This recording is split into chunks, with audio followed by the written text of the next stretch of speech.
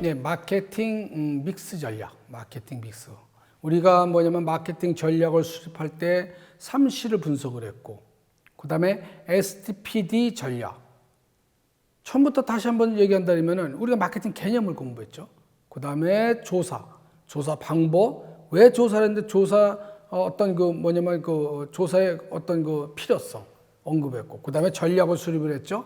그러니까 전략을 수립할 때 뭐냐면 우리는 3C 분석과 STPD 전략, 그 다음에 지금 하는 마케팅 믹스, 이것을 가지고 전략을 수립하게 된다. 자, 그 마케팅 믹스 전략에는 실질적으로 뭐라고 하냐면 4P라고 그러죠. 4P. 그래서 그거에 대해서 지금부터 공부를 해보자. 그래서 마케팅 믹스 전략 하면 제품 전략, 가격 전략, 유통 전략, 촉진 전략을 말합니다. 자, 그러면은 제품 전략. 자, 그러면은 우리의 제품을 갖다가 제품을 어떻게 컨셉을 잡고 어떻게 패키징하고 어떻게 브랜딩하고 어떻게 서비스할 것이냐, 이것을 고려해 줘야 된다. 그때 제품의 성능과 기능과 가치와 혜택이 뭔지, 제품의 사이즈, 형태, 그 다음에 디자인, 색상, 이런 것들을 어떻게 결정할 것인지, 그 다음에 제품의 브랜드, 우리가 그 제품과 서비스가 있으면 이걸 소비자들한테 설득력 있게 전달하기 위해서는 뭐가 있어야 된다? 스토리텔링을 고려해야 된다. 굉장히 중요한 얘기입니다. 그래서 우리는 이따 마케팅 유형에서 스토리텔링이 왜 중요한지 그것에 대해서 공부를 하게 될 것입니다. 그때 같이 공부하도록 하고, 그 다음에 지금 뭐냐면은 그 서비스, 프로덕트, 그러니까 제품에 대한 서비스. 아까 얘기했듯이 제품은 뭐냐?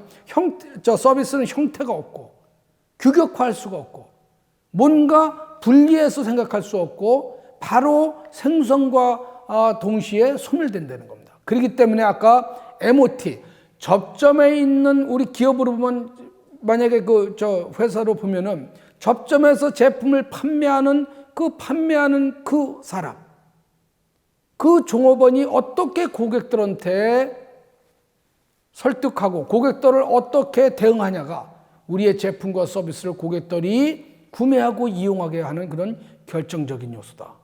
그래서 우리는 좀 이따 그렇기 때문에 서비스에 대한 교육은 철저해야 된다.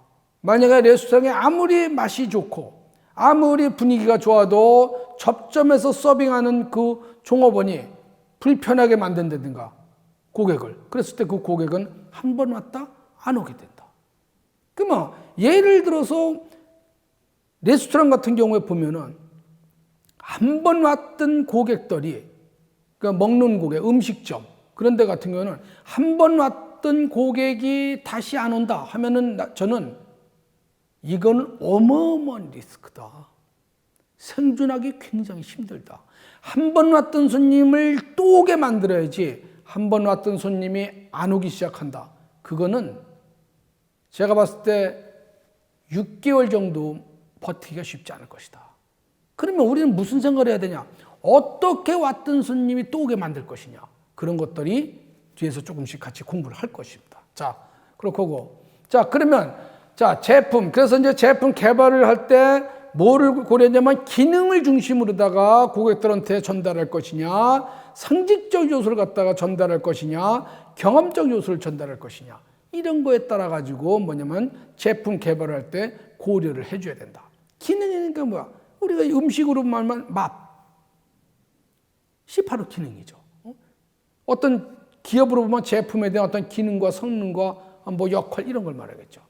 상징적 편익. 내가 이거를 소유함으로 인해 가지고 뭔가 가치를 느끼게 만드는 거. 명품을 말하는 거죠. 그래서 예를 들어서 특정 브랜드의 만약에 C사의 브랜드라든가, L사의 브랜드라든가, 그런 브랜드를 갖다가 만약에 내가 가졌을 때, 그런 가방을 가졌을 때 나는 상징적 편익을 갖는 겁니다. 왜? 그것을 가짐으로 인해 가지고 내가 뭔가 가치를 느끼는 거야. 그래서 제품을 개발할 때 그런 걸 고려해 줘야 된다. 경험적인 거, 내가 써봤더니, 이용해봤더니 너무너무 좋더라. 이런 것들이 경험적 편익이다. 그렇게 이해를 하시면 됩니다. 자, 그 다음에, 제품 수명 주기. 모든 제품은 수명이 있습니다. 하나의 제품이 10년, 100년, 뭐 10년이야 갈 수 있겠지만 지속적으로 가져가기는 굉장히 어렵다. 물론 그 제품에 대한 어떤 전체적인 카테고리는 그럴 수 있지만 하나의 제품을 가지고 그것을 갖다가 10년, 20년 가져간다는 건 굉장히 어렵다. 왜냐하면 유행도 따르고 소비자의 층도 달라지고 사회적 환경도 달라지기 때문에 모델이 바뀔 수밖에 없다. 그러면은 자, 제품을 갖다 처음에 제품과 서비스를 만들어서 시장에 내놓으려고 하는 그 시기가 뭐냐? 도입기라고 한다. 도입기.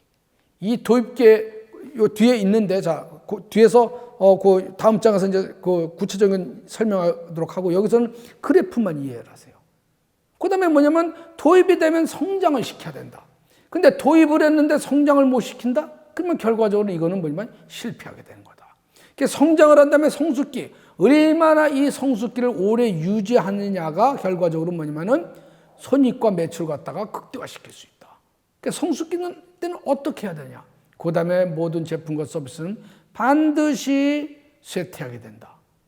그러면 그 쇠퇴기에는 어떻게 제품과 서비스를 대응해야 되는지 그런 걸 갖다가 간단하게 한번 생각을 해보자 이겁니다. 자, 그렇게 봤을 때, 자, 도입기, 제품의 인지도를 확장하고 서비스는 적극적인 어떤 홍보 활동, 유통망을 갖다 구축하고 선택적으로. 그러니까 성장기가 되면 뭡니까? 라인업을 확장하고, 그 다음에 뭐냐면 MS를 극대화시키고, 시장 침투, 가격과 판촉을 갖다 강하게 하고, 집중적 유통망을 구축하고, 이렇게 해줘야 된다. 그 다음에 성숙기가 되면 뭐야? MS를 방어하고, 이윤을 최대화시키고, 경쟁사를 갖다가 압도할 수 있는 그런 전략을 만들어줘야 되고, 집중적으로 유통망을 갖다가 강화하고 확대해줘야 된다. 이 성숙기에. 쇠퇴기가 되면 어떻게 되냐? 쇠퇴기는 뭐냐면 제품과 서비스가 생명을 다한다는 그 어떠한 뭐냐면 인지가 됐을 때 이것을 갖다가 뭐냐면 이미 그 전에 신모델을 투입할 준비를 해야 되고 완벽하게 해놔야 되고 만약에 제품과 서비스가 쇠퇴하게 뭔가 침체될 느낌을 받는다. 그런 시그널이 왔다 그랬을 때는 재고 관리를 통해 가지고 수익을 제고시켜야 된다. 왜? 그것이 만약에 나중에 안 되면은 안 팔리게 되면 쉬운 얘기로 그것이 재고로 남고 자칫하면 악성 재고가 돼가지고 경영에 굉장한 타격을 받을 수 있다. 그리고 유통망도 선택적으로 결정해 줘야 되고 이렇게 해서 쇠퇴기가 되면 이런 걸 하면서 신모델을 갖다가 바로 투입할 준비를 갖다 그 전에 이미 해놔야 된다. 그렇게 볼 수가 있습니다. 무슨 이해가 되셨을 겁니다. 자, 가격 전략. 자, 그러면은 가격을 어떻게 포지셔닝 할 것이냐, 가격. 보면 여기 보면 초고가 가격, 처음 어떤 제품과 서비스 시장에 내놓는데 고가로 책정할 것이냐, 합리적 가격으로다가 내놓을 것이냐, 아니면 저가 정책을 써가지고 시장을 갖다 침투하게 만들 것이냐, 아니면 결합 가격 정책을 쓸 것이냐, 자율지불 가격 정책을 쓸 것이냐, 할인공제 가격 정책을 쓸 것이냐, 이런 것도 등등을 갖다 고려해 줘야 된다. 그래서 여기서 보면 고가 정책, 리저너블한 합리적 가격 정책, 그다음 저가 정책, 이거는 다 여러분들이 알 겁니다. 그 제품과 서비스를 앞서 우리가 시장 조사를 한다 그랬지 않습니까? 제품과 서비스에 대해서. 그러면 시장 조사를 했을 때 우리가 고가 정책을 써야 되겠다, 아니면 뭐 리저너블한 가격 정책을 써야 되겠다, 아니면 저가 정책을 써야 되겠다. 그걸 결정을 해야 된다 이거죠. 그렇지만 그 밑에 보면 결합, 번들과 비번들을 말하는 겁니다. 그러면은 우리의 제품을 하나 내놨을 때 예를 들어 가지고 하나하나의 제품에 따로따로 가격이 있지 않습니까? 이걸 묶어서 하나의 번들로 쓸 것이냐. 냉장고, 세탁기, 에어컨. 그래가지고 신혼부부들이 만약에 신혼부부들을 타겟팅으로 한다. 그러면 우리가 냉장고 따로, 에어컨 따로, 우리 이럴 수 있지 않습니까?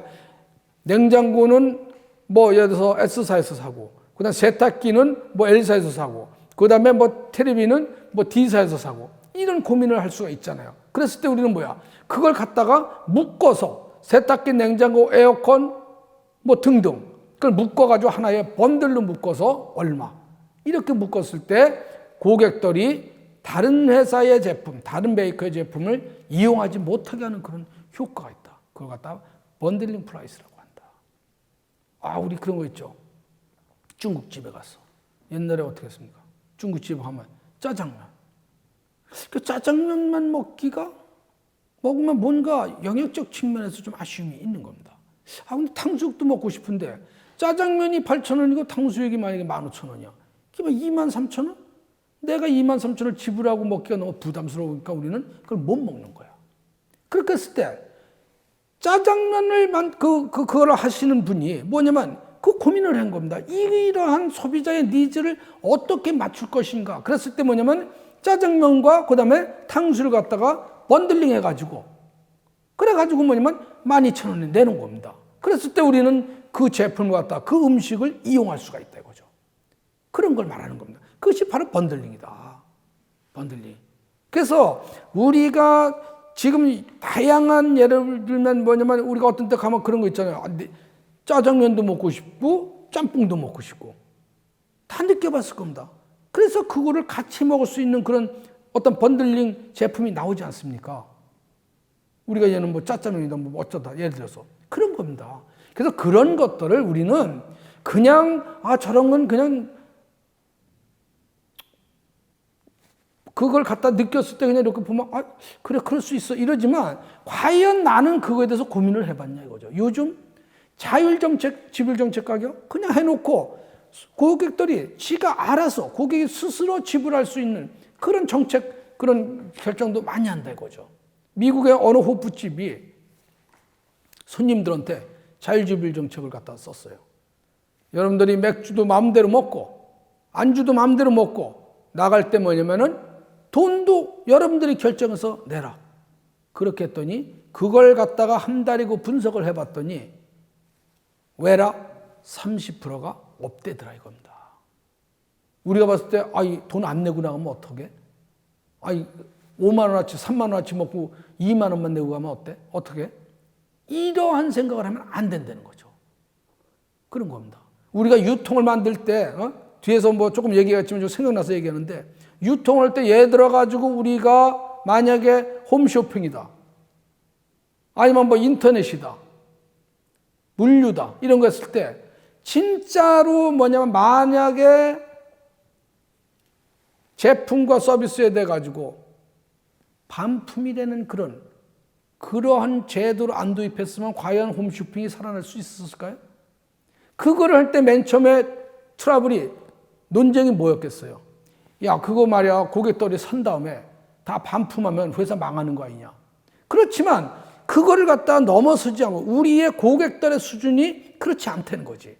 그거를 분석을 해가지고 그렇지 않고는 이 시장을 만들 수 없다. 결과적으로 보면 반품을 갖다가 넣은 겁니다. 그랬기 때문에 결과적으로 우리는 마구마구 사고 필요 없으면 반품하는데 여러분들 지금 그냥 충동적으로 구매한 다음에 그냥 반품하고 막 그렇습니까? 안 그렇게 합니다.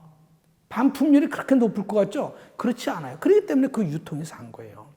이런 것처럼 이렇게 우리는 뭐냐면은 뭔가 다양성을 추구해 줘야 된다. 그래서 작지만 그것이 결정적이라는 걸 인식을 하고 시장을 대응해 줄 필요가 있다. 뭐 어떻게 보면은 한정된 시간만이 아니라고 하면은 진짜로 많은 예를 들으면서 얘기하면 너무너무 재밌고 좋죠. 근데 이제 한정된 시간에 간단한 예를 들면서 넘어가려니까 좀 한계점이 있는데 자, 어쨌든 간에 그렇다. 그렇게 이해를 하시면 됩니다. 자, 가격 결정 요소. 가격을 결정할 때는 수요와 공급, 제품에 대한 원가, 정부에 대한 정책, 경쟁사 가격을 걔네들 어떻게 경쟁사는 가격 전략을 쓰는지, 그다음에 어떤 유통을 이용하는지, 이 어떤 유통 경로를 갖다 활용할 것인지 이런 걸 다 고려해서 가격 결정을 해야 된다. 아까 이제 가격 결정 얘기 잠깐 나왔었는데. 그래서 여기 뭐 경쟁사에 대한 가격? 내가 내 제품과 서비스만 존재하는 얘는 굉장히 극히 드물다 그랬잖아요. 그러면 경쟁사 가격이 어떤 정도고, 그 다음에 경쟁사는 지금 어떤 전략을 쓰고 있는지 우리가 알아야 내 제품과 서비스를 시장에 내놓을 때 결정할 거 아닙니까? 이런 것을 말한다. 그리고 뭐 수요와 공급이라든가 그런 걸 다 고려하면서 뭐 가격 결정을 해줘야 된다. 이런 거는 뭐 어떻게 보면 그냥 교과서적인 내용이니까 넘어가도록 그렇게 하겠습니다. 자, 그 다음에 유통 전략, 유통. 자, 유통. 여기에 보면은 우리가 B2C다, B2B다, 유통기만 우리는 그냥 막연하게 그런 생각하잖아요. 아, 유통? 뭐 매장, 그냥 오프라인, 우리가 길거리에 다니면서 그 물건 놓고 파는 거, 그런 것도 유통이고, 인터넷, 온라인에서 하는 것도 유통이고, 홈쇼핑도 유통이고, 뭐 그냥 그런 걸 그냥 유통으로 우리는 생각을 해요. 그렇지만 유통도 이렇게 세분화가 된다 이겁니다. 기본적으로 내 제품과 서비스를 B2B 시장에다 내놓을 것이냐. B2B는 뭐예요? 회사가 소비자를 상대로 해서 직접 판매를 할 것이냐. 그게 B2B 시장입니다. 그래서 우리가 로드샵이라 하죠. 길거리 다니면서 어떤 뭐 샵이 있다. 뭐 예를 들어서 뭐 어떤 제품을, 공산품도 여러 가지 뭐 우리 저 판다. 그러면 그건 뭡니까? B2B 시장입니다. 회사가 직접 고객을 상대로 해서 판매하는 거. B2B는 뭐냐? 회사가 회사를 상대로 해가지고 제품을 판매하는 것을 말합니다. 자, 여기서 조금만 이해를 도우면은, 예를 들어가지고 내가 지금 레스토랑을 하나 운영하고 있어요. 그러니까 식당을 하나 딱 차려놓고 이탈리아 레스토랑을 하든 뭐 우리 한국 음식을 하든 좋다 이거예요. 레스토랑 운영하는데 예를 들어서 차려놓고 고객들이 와서 이용한다. 그거는 뭡니까? B2C 시장인 겁니다. 왜? 고객들이 우리 회사, 우리 샵에 와서 사 먹는 거잖아요. 아니면 나는 파는 거잖아요. B2B, C라래. B2B는 뭐냐? 내가 예를 들어서 그 건물에 회사가 있어. 회사 직원을 보니까 한 200명, 300명 돼. 그러면 뭐야?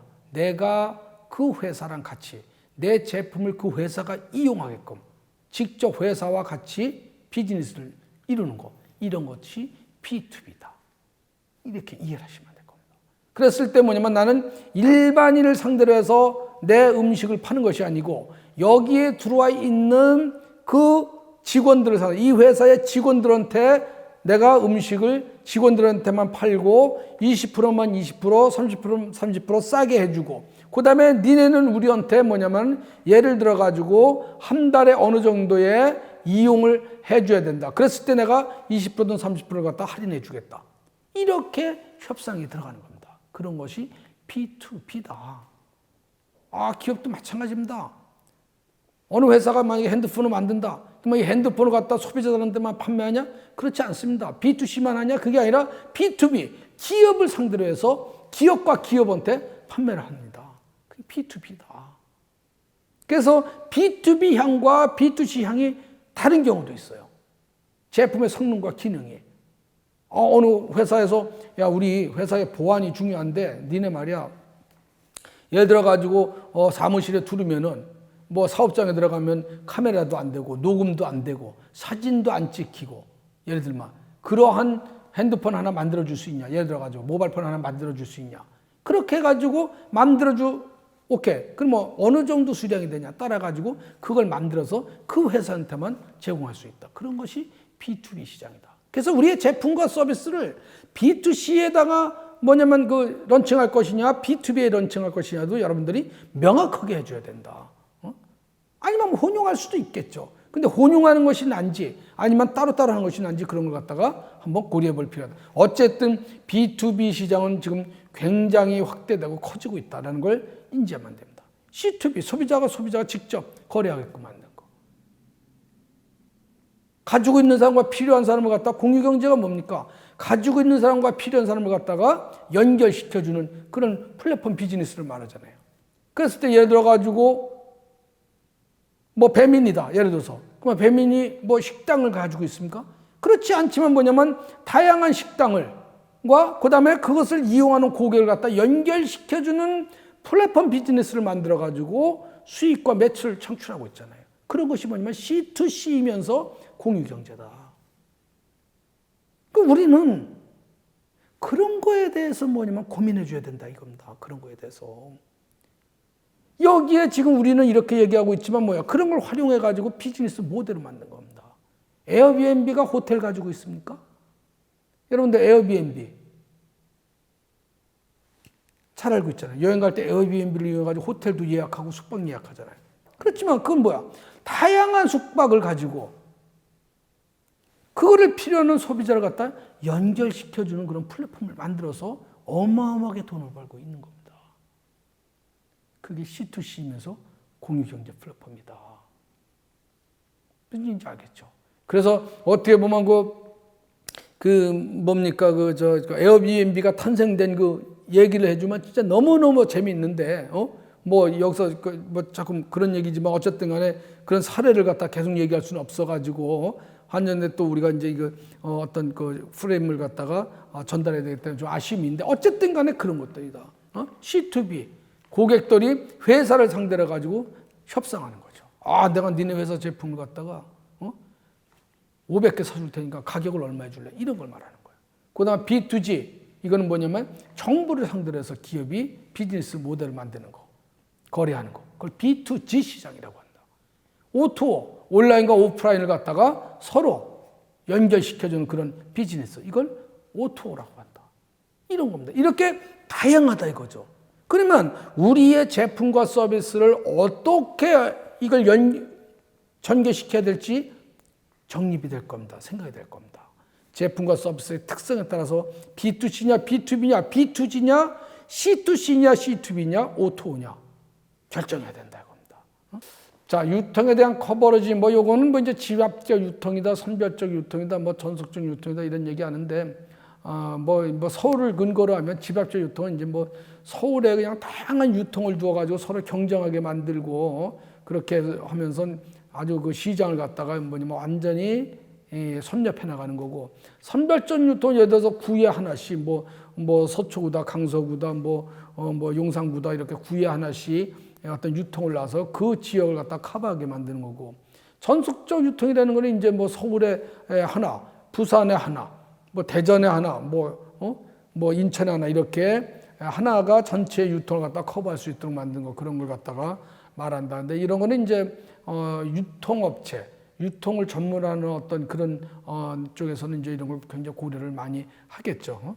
그렇지만 여기서는 더 나가지 않도록 그렇게 하겠습니다. 자, 촉진 전략, 프로모션 얘기 많이 들어봤을 겁니다. 프로모션. 근데 우리는 프로모션에 대한 얘기를 많이 들어봤으면서도 프로모션이 뭐야 하면은 우리는 명확하게 그걸 갖다 정의하지 못하는 경우도 많이 있습니다. 프로모션. 실질적으로 간단하게 얘기하면 많이 팔려고 하는 겁니다. 많이 팔려고. 제품과 서비스는 나왔는데 이걸 갖다가 잘 안 팔린다든가 뭔가 시장의 리딩이 안 되든가 그랬을 때 촉진 전략을 쓰는 프로모션. 그랬을 때 광고를 한다든가 판매를 갖다가 세일즈 프로모션을 한다든가 인적 판매를 한다든가 아니면 홍보를 한다든가 이렇게 해서 뭐를 해? 우리의 제품과 서비스가 많이 이용되도록 하는 것, 그걸 말한다.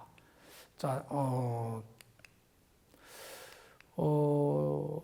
조금씩만 얘기하고 넘어갔습니다. 그래서 광고를 할 때는 설득 광고냐, 정보를 전달할 것이냐, 상기하도록 과거에 어떤 성공했던 걸 상기시킬 것이냐, 제품 광고를 할 것이냐, 제품 중에서 기업 중심으로 할 것이냐, 공익적 광고를 할 것이냐, 이런 것들을 갖다가 구분해서 하면 된다. 그래서 이제 요거는 이제 광고고, 그 다음에 이제 판매 촉진을 보면은 이거는 이제 제품과 서비스를 구매를 유도하기 위한 건데 이제 가격적 판촉과 비가격적 요소, 가격이나 쿠폰 주고 공제 주고 경품해 주고 무료 상품 다 이건 돈과 관련돼 있잖아요. 그렇지만 이벤트를 한다. 물론 이벤트 할 때 돈은 들지만 뭔가 어떤 온라인 이벤트를 한다든가 조금씩은 돈이 다 들겠죠. 어쨌든. 그렇지만 이제 큰 틀로 보면 가격 판촉을 할 거냐, 비가격 판촉을 할 것이냐, 그래서 카다로든가 POP라든가 충성교육 케어라든가 이렇게 해서 판매를 갖다 촉진한다. 그래서 이런 걸 다 하나하나 설명을 해주면 예를 들어서 해주면 좋은데 자 그냥 시간 관계상 이런 건 넘어가도록 그렇게 하겠습니다. 그렇게 하고 인적 판매 이건 사람이 직접 제품과 서비스를 갖다 소비자한테 이제 구매하도록 설득하는 판매 커뮤니케이션 활동이죠. 그랬을 때 그 제품과 서비스에 대한 지식을 가지고 있어야 되고 그 다음에 그걸 갖다가 전달하는 커뮤니케이션 스킬 역량이 있어야 되고 그 다음에 비언어적 의사소통, 바디랭귀지, 뭔가 태도적 요소가 중요하다. 그래서 우리가 프리젠테이션이라는 말이 있는데 비언어적 커뮤니케이션, 조금 이런 얘기, 조금 더 얘기하면 이제 그 캘리포니아 대학의 그 메러리언 교수는 뭐라 했어요? 비언어적 커뮤니케이션. 그 프레젠테이션에서 가장 중요한 것이 바디랭귀지, 비언어적 커뮤니케이션이다. 그래가지고 메러리언의 법칙을 갖다가 만들어내고 그랬었죠. 결과적으로 뭐냐면 태도 요소가 그렇게 중요하다. 그래서 어떤 내용을 전달할 때 지식적 내용과 그다음에 어떤 뭐 음성적 내용도 주지만 어떤 제스처나 그런 걸 통해서 태도적 요소가 굉장히 중요하다. 그래서 프레젠테이션에 대한 그 역량이 굉장히 중요시되고 있는 지금 우리 사회적으로 그렇죠. 그래서 프레젠테이션 학원도 생기고 그리고 성공한 사람들의 그 어떤 공통점을 보면 프레젠테이션을 잘한다는 그런 공통점을 또 가지고 있죠. 그래서 이거는 뭐 조금 다른 얘기지만 어쨌든 간에 우리가 지금 마케팅에서 뭐 이건 어떻게 보면 경영 실무 역량, 경영 직무 역량에서 이제 봤을 때 뭐 이제 프레젠테이션의 중요성을 부각시킬 수 있지만 우리는 지금 이제 마케팅만 하는 거니까 그쪽에 한정돼서 얘기를 하도록 합시다. 어쨌든 프레젠테이션이 굉장히 이렇게 중요하다. 프레젠테이션 정의만 하나 얘기합시다. 왜냐면은 어쨌든 우리가 제품과 서비스를 갖다가 소비자들한테 전달하는 거. 프레젠테이션은 뭐냐면 내가 가지고 있는 어떤 예를 들어 가지고 뭐 지식이나 뭐 어떤 노하우나 어떤 뭐 생각이나 사고나 또 보고서 등 이런 등등을 이해 당사자, 나를 제외한 나머지를 이해 당사자라 하죠. 이해 당사자한테 어떻게 설득력 있게 전달하냐가 결과적으로 내 목표를 달성하냐 못하냐의 문제다. 그래서 아무리 그런 걸 가지고 있어도 이걸 설득력 있게 소비자들한테 이해 당사자한테 전달할 줄 모르면 그거는 나만 알고 있는 지식이고 나만 알고 있는 노하우고 내가 어렵게 만들어서 가지고 있는 그냥 보고서에 불과하다. 이러한 것을 어떻게 설득력 있게 전달하냐, 이러한 것들이 스킬이며 태도다. 너무너무 중요한 거죠. 그래서 이 프레젠테이션 같은 경우는 진짜로 뭐냐면 어떤 조직에서든 기업 입장에서는 기업 경쟁력을 확보하는 데 있어서 굉장히 중요한 하나의 그 기술적 요소다. 그렇게 이 정도까지만 하고 넘어가도록 하겠습니다. 자, 홍보 뭐 이건 뭐 고전적 광고, 뭐 라디오, TV, 신문, 잡지, 뭐 포스트옥에 메일, 전화, 뭐 이메일, 뭐 인터넷 이런 걸 등등을 해가지고 우리 제품과 서비스를 갖다가 내외적으로 이제 커뮤니케이션 활동하는 거 이런 걸 갖다가 홍보를 한다. 이건 뭐 다 아는 거니까. 자, 그다음에 이제 마케팅 패러다임에 아까 얘기했는데 제품 가격 유통 촉진에 대해서 얘기를 했는데 이제는 뭐냐면 이런 것들이 소비자의 가치나 기회부영, 구매 비용이죠. 편리성, 커뮤니케이션 이런 것들이 굉장히 이런 쪽으로 뭐냐면 이거 중요성이 공급자 중심, 기업 중심에서 구매자와 고객 중심으로 패러다임이 바뀌어가고 있다는 걸 우리는 인지할 필요가 있다. 그래서 우리는 여기서 지금 4P 중심으로 했고 우리가 4C 중심으로는 안 했는데 어쨌든 간에 4P 중심으로 우리가 공부를 했기 때문에 거기까지만 공부를 하도록 그렇게 하겠습니다. 자, 그 다음에 나오는 게 이제 마케팅 유형. 마케팅 유형입니다. 자, 마케팅 유형은 뭐냐? 우리가 아까 얘기한 것처럼 마케팅에 대한 개념도 정립이 됐고 마케팅의 패러다임이 어떻게 변화되는 것도 공부를 했고 그런 다음에 마케팅 조사를 통해서 리스크 없는 경영을 하기 위해서 목표 달성을 하기 위해서 마케팅 조사도 했죠. 그 다음에 유형도 공부했죠. 조사 방법도. 그 다음에 마케팅 전략을 수립하잖아요. 그래서 우리가 3C 분석을 하고 STPD 전략을 갖다가 수립을 하고 그 다음에 마케팅 믹스를 고려했다. 자, 그러면 그렇게 되고 난 다음에 뭘 합니까? 이제는 그러면 어떻게 실질적인 액션을 할 것이냐. 그것이 마케팅 유형이다. 이렇게 이해를 하시면 됩니다. 자, 그래서 마케팅 유형에는 상당히 많은 것들이 있지만 우리는 여기서 12가지에 대한 그런 어떤 그 정의를 좀 알아보고 이 중에서 몇 가지에 대해서만 사례를 들면서 예를 들면서 중요한 것을 공부를 하도록 그렇게 하겠습니다. 그래서 니즈와 원추를 충족시켜서 제품과 서비스를 설득력 있게 지금 여러분들 설득력 있게 전달하는 키워드가 반복되고 있는데 그냥 전달하는 것이 아니고 모든 것은 설득력 있게 전달을 해야 된다. 설득력 있게 전달을 해야 되기 때문에 스킬에 대한 요소를 갖다가 우리가 알고 있어야 된다는 얘기입니다. 그냥 전달하는 것이 아니고 뭐 설득력 있게. 그러면 설득력 있게 전달하려면 어떻게 해야 되냐? 그것을 갖다가 우리가 뭐냐면 간단하게 한번 공부를 해보자 이거죠. 자, 스토리텔링 마케팅 우리가 앞선에서도 내가 뒤에서 얘기해 주겠다 그랬는데, 자, 여기에 보면 뭐 CEO 스토리, 라이벌 스토리, 제품 스토리, 바이어 서비스, 유통, 소비자, 브랜드, 이런 것들이 지금 정의되어 있는데, 자, 요거는 조금 예를 간단하게 좀 한번 들어봅시다.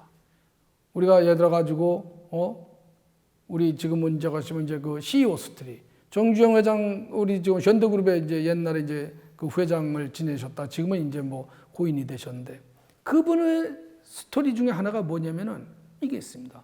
그분은 이제 뭐 어쨌든 간에 뭐 다 알다시피 강원도 산골에서 이제 태어나셨는데, 나는 시골에서 이렇게 살기는 싫다 해가지고 뭐 어쨌든 간에 뭐 아버지가 이제 소판돈을 가지고 뭐 몰래 가지고 밤에 그 좀 야방 도주했다는 얘기도 있고, 그런데 어쨌든 간에 그 소판돈 일부를 가지고 이제 서울로 상경을 한 겁니다.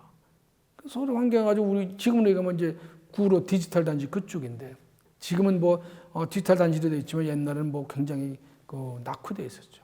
그쪽에 와가지고 이제 허름한 곳에서 이제 잠을 자는데, 뭐냐면 밤에 자는데 싼 데서 자니까 진짜 하늘이 보일 정도로 그렇게 싼 데서 잔 겁니다. 돈을 아끼려고. 근데 자는 데 있어도 빈대가 이제 막 무는 거 있지 않습니까? 벌레. 그것이 물어가지고 한잠도 못 잔 겁니다. 그래서 이제 그 다음날 또 자는데 또 빈대가 와서 물으니까는 어떻게 했냐면 상처럼 이렇게 만들어가지고 그 침대처럼 만들어 그 위에 방바닥에서 자다가 올라가 잤는데 또 한밤중 되니까 빈대가 와서 또 무는 겁니다.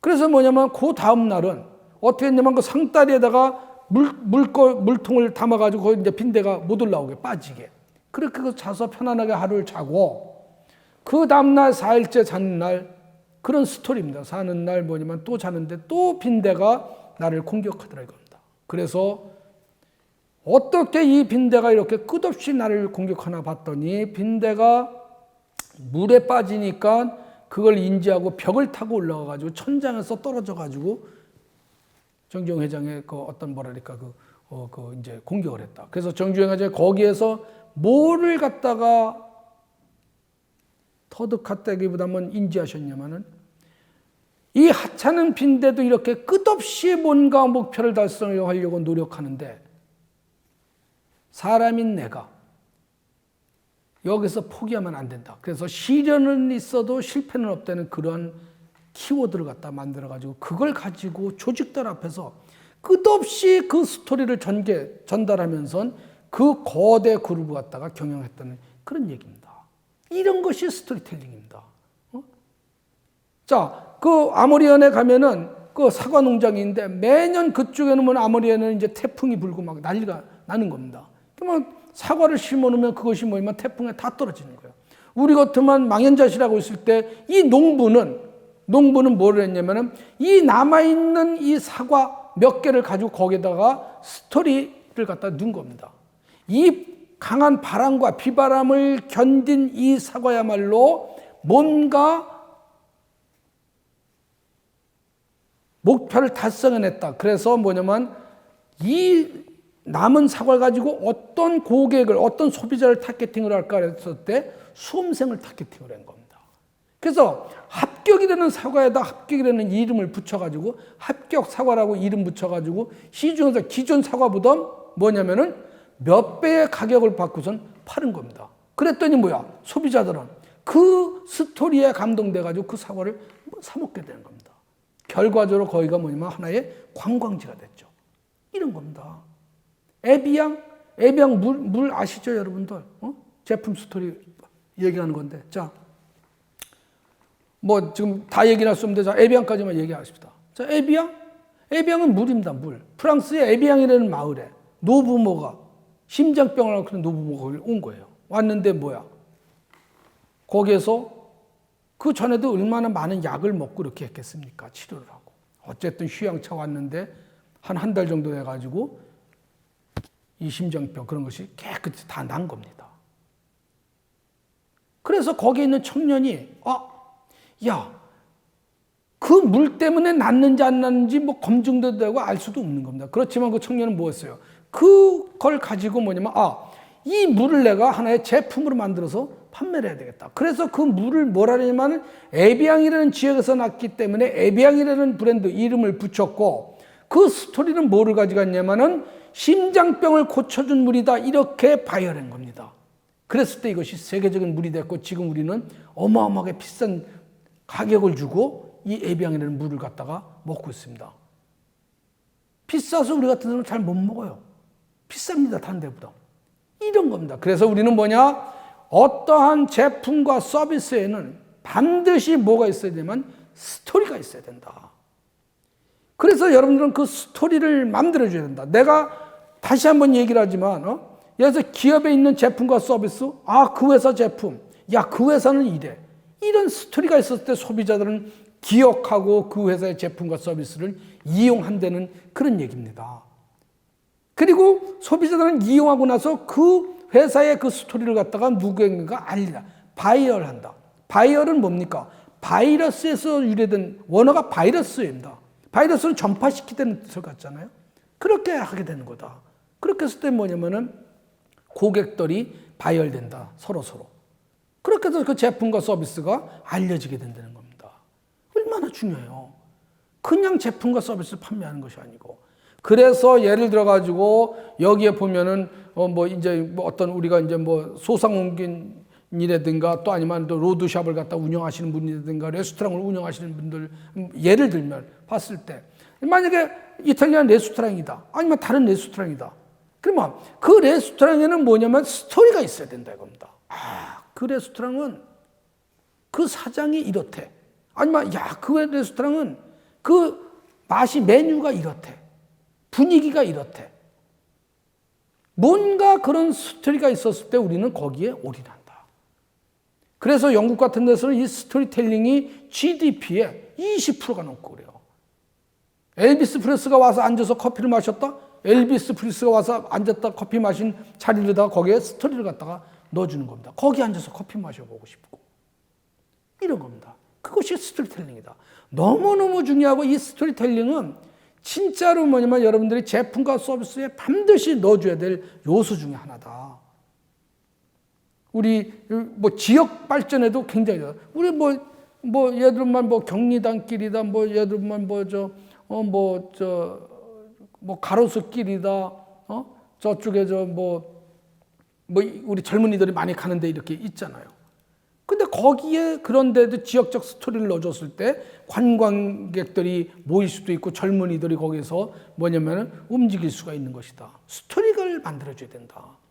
그런 어떤 어떤 지역의 발전으로 봤을 때도. 그거는 이제 지금 우리가 마케팅이나 관계없으니까 그쪽은 제외시키자 이겁니다. 어쨌든 간에 우리는 제품과 서비스에 반드시 스토리가 있어야 뭐냐면은 성공할 수 있고, 그래야 고객들이 그 제품과 서비스를 바이럴시켜서 그것이 전파돼서 뭐냐면 또 이용하고 또 구매하게 만들 수 있다. 굉장히 중요한 겁니다. 우리 여기까지. 유통 다이소만 1,000원, 말보로 담배가 유행하게 된 이유 다 스토리가 있습니다. 사랑하는 여인을 갖다 잊지 못해서 남자가 그 담배 이름을 갖다가 말보로, 거의 약어거든요, 저게. 그렇게 만들어가지고 그것이 뭐냐면 남자의 하나의 어떤 멋있는 어떤 심볼로, 그래서 담배 소비를 만들어냈고 이런 겁니다. 그래서 성공한 제품과 서비스, 성공한 기업, 성공한 CEO, 성공한 매장, 성공한 레스토랑, 그런 데를 보세요. 그냥 된 것이 아니고 뭔가 거기는 이렇대, 거기는 이렇대, 뭔가 이꼬로 되는 게 있다. 그것이 바로 뭐냐면 스토리텔링이다. 자, 그렇게 여기까지만 하겠습니다. 자, 그 다음에 코즈 마케팅. 이거는 뭐냐면 이제 기업이 뭐냐면 이제 코즈 마케팅. 뭐냐면은 그냥 제품과 서비스를 판매해가지고 매출과 이익만을 추구해서는 이제는 고객들은 그런 회사의 제품과 서비스를 갖다가 올인하지 않는다는 얘기입니다. 그래서 이 코즈 마케팅의 대표적인 게 뭐냐면 탐스 슈즈, 신발 만드는 그런 회사죠. 거기에 CEO가 아프리카 여행을 하면서 맨발로 다니는 거, 아프리카의 아주 어린 애들. 맨발로 다니니까 상처가 나고 거기에 이제 그 균이 들어가가지고 발이 썩고 이런 걸 보고 내가 이 친구들한테 뭔가 도움을 주고 뭔가 기회를 줄 수 있는 것이 뭐가 있겠나. 그랬을 때 이 친구는 뭐냐면 코즈 마케팅을 전개한 겁니다. 돌아와서.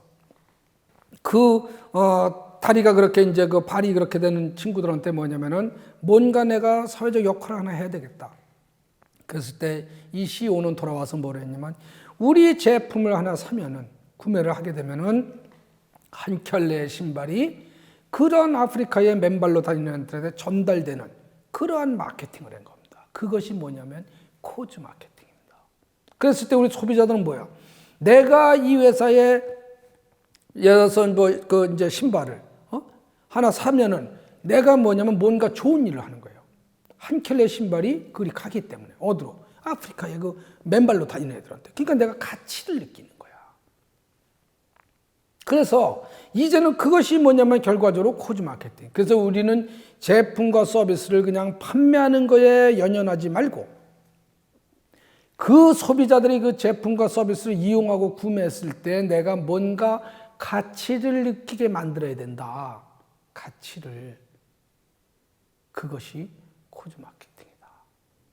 그래서 그것이 기업의 이익과 사회적 책임을 갖다가 동시에 만들어줘야 된다. 그것이 사회적 책임 경영이고 공유가치 창출 경영이다. 이렇게 이해를 하시면 안 됩니다.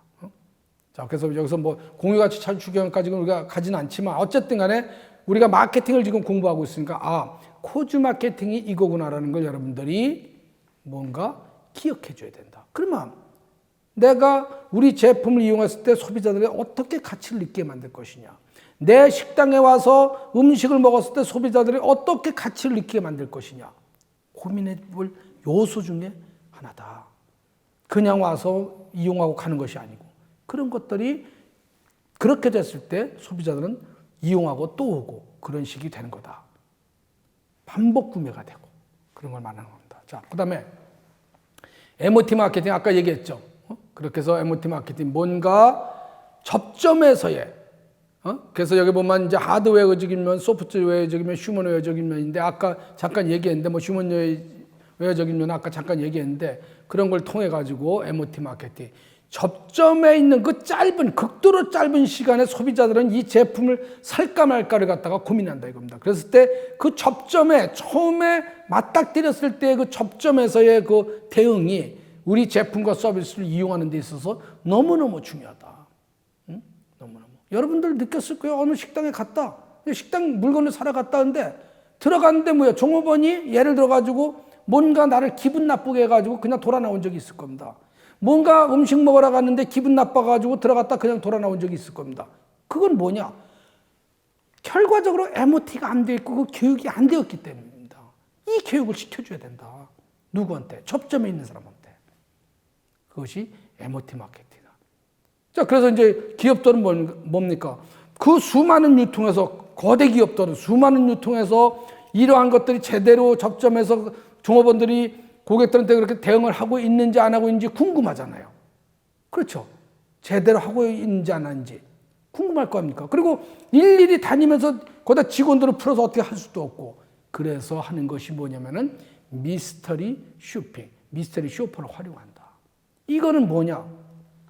예를 들어서 내가 유통 관련된 회사를 운영하고 있다. 아니면 우리가 제품과 서비스를 갖다 오프라인이든 온라인이든 뭐 오프라인이든 뭐 좌우지간 뭐 이제 그 이제 판매를 아까 B2B, B2C 그런 얘기 했지만 그러면 제대로 이것이 어필되고 있는지 알려면 뭐야? 일일이 다니면서 확인할 수 없잖아요. 자, 그랬을 때 손님이냥 가장해가지고 가서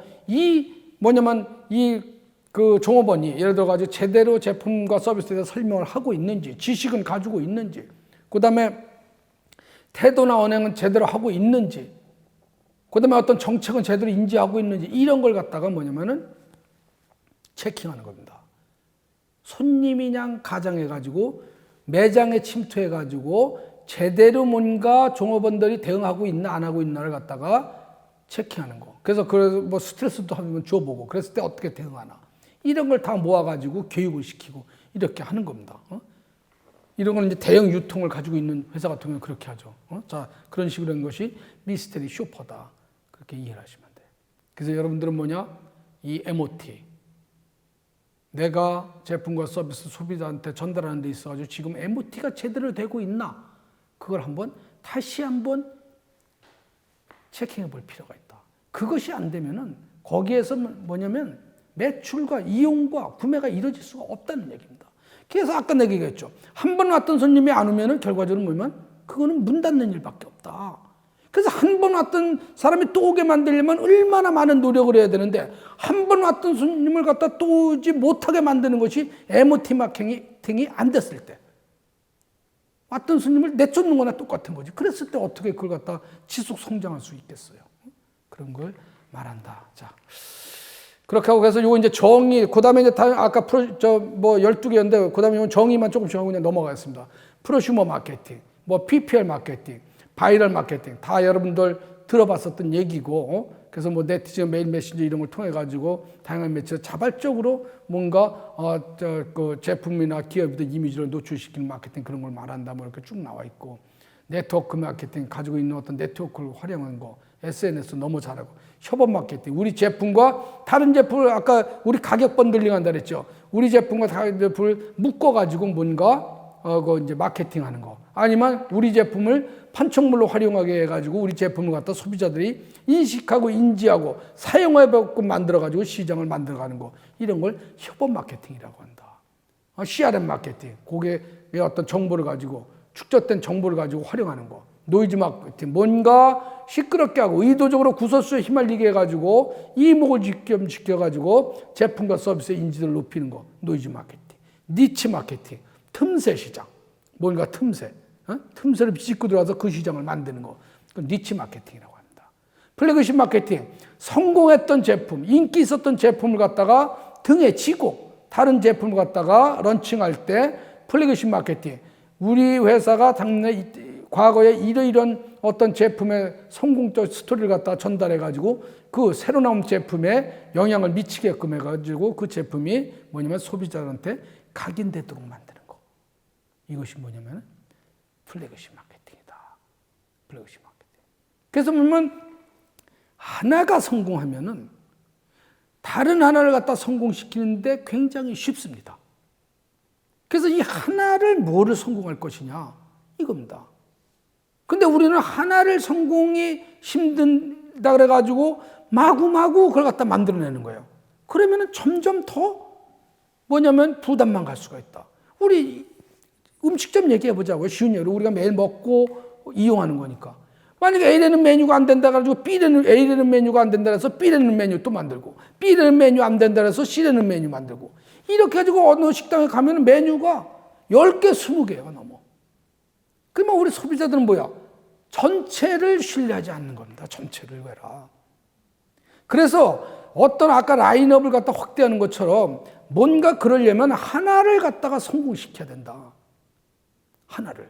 그린 다음에 거기서 파생적 상품을 만들어내야지 이거 안 된다 저거 계속 하면은 나중에는 그것이 다 원가의 부담이 되고 자금의 부담이 돼서 회사 경영이 굉장히 어려워진다. 그런 걸 얘기합니다. 그것이 플래그십 마케팅이다. 그렇게. 자, 하고, 자, 그 다음에 이제 마지막으로 이제 마케팅 전략 분석. 자, 이거는 뭐냐면은 자, 봅시다.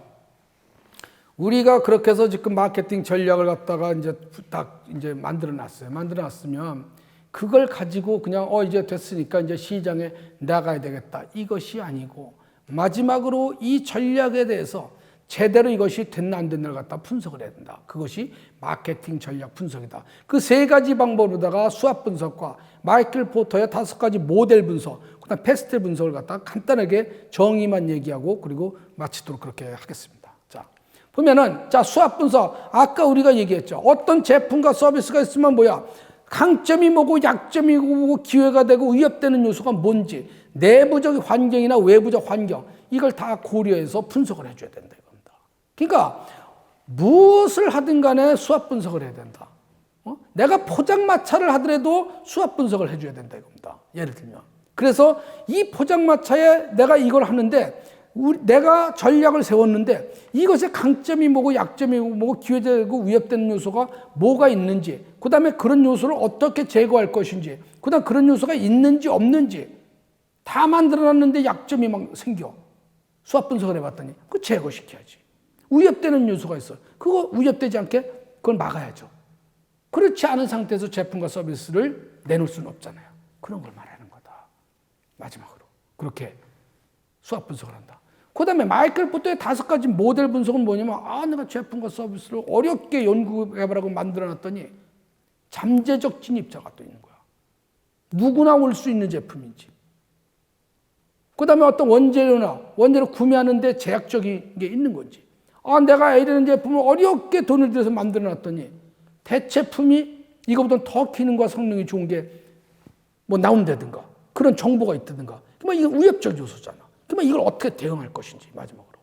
그 다음에 내 제품과 서비스를 이렇게 만들었는데 아까 마케팅 조사를 해서 다 걸러내야 되겠지만 마지막으로 그걸 체킹해야 될 거 만들어놨는데 뭐냐면 산업 내에 너무 경쟁 강도가 심하다든가 이 사람도 만들고 저 사람도 만들고 이 회사도 그 제품 만들고 저 회사도 그 제품을 만들고 이랬을 때 경쟁 강도가 심하면 내 제품과 서비스가 시장에 나와서 뿌리내리기가 쉽지가 않다는 얘기입니다. 그런 걸 갖다 한 번 더 체킹을 해줘야 된다.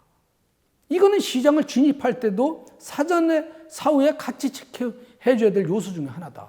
그렇게 봅니다. 자, 그 다음에 마지막으로 패스텔 분석. 자, 어떻든 간에 우리의 제품과 서비스가 정치적 요소에 영향을 미치는지 사회적 요소라든가 경제적 요소, 기술적 요소, 환경적 요소, 법적인 요소 이런 것들에 어떤 문제가 있는지 없는지. 예를 들어 환경적 요소다. 제품과 서비스를 만들었는데 환경을 파괴하는 제품이야. 그러면 그 제품이 우리가 지금 서바이벌 할 수 있겠어요? 우리가 지금 ESG 경영 하고 있는데 만약 환경을 파괴하는 제품을 만들어 놓고 그걸 소비자들한테 런칭시켜서 소비자들이 이용하고 구매하게 만든다. 그건 있을 수가 없죠. 그렇지 않겠습니까? 그다음 기술적 장벽이 있는 제품인지 아닌지. 누구나 만들 수 있고 누구나 침투할 수 있는 것인지 그런 것들. 그다음 법적인 거. 이거는 뭐냐면 다 만들었더니 위법적 요소야. 게임 같은 거 그런 거 많이 있을 수 있습니다. 게임을 어떤 소프트웨어를 만들고 시장에 런칭했는데 그것이 불법, 사행성을 주장하는 게임이라 해가지고 법적인 제재를 받는다. 그랬을 때 그거는 사업 자체가 바로 존립의 문제로 연결되지 않습니까?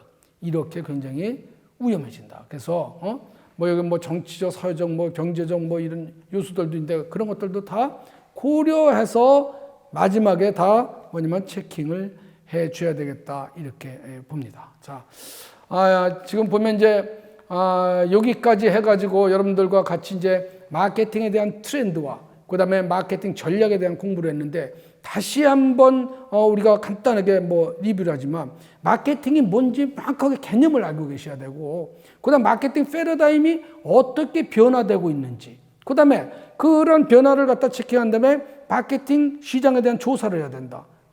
시장 조사를 왜 해야 되는지 반드시 시장 조사가 선행돼야 된다. 그것을 안 하고 그냥 제품과 서비스를 시장에 내놓으면 너무너무 리스크가 크다. 그 다음에 그것이 다 되고 나면은 시장 조사가 끝나고 나면은 이제 마케팅 전략을 수립하는데 다시 말씀드리지만 3C를 분석하고 그 다음에 STPD 전략을 수립하고 마케팅 믹스를 갖다 하고 난 다음에 그것이 끝나고 나면 마케팅 유형별로 어떤 마케팅을 전개할 것이냐. 아까 스토리텔링 마케팅, MOT 마케팅, 코즈 마케팅 등등 쭉 있지 않습니까? 그렇고 마지막에 그 전략들이 다 수립이 되면은 전후를 체킹할 필요도 있지만 어쨌든 간에 마지막으로 우리가 마케팅 전략 분석 3가지 수학 분석과 마이클 모터의 5가지 모델 분석 그 다음에 패스텔 분석을 통해 가지고 완벽한 전략을 갖다가 체킹하고 수립해서 시장에 내놔야 되겠다. 그렇게 말씀을 드립니다. 자, 여러분들, 조금, 전달할 내용이 좀 많다 보니까 좀 급히 왔는데 조금 이해를 해 주시고 여기까지 제 내용을 갖다 같이 공유 드렸습니다. 그동안 수고 많이 하셨습니다. 마치겠습니다.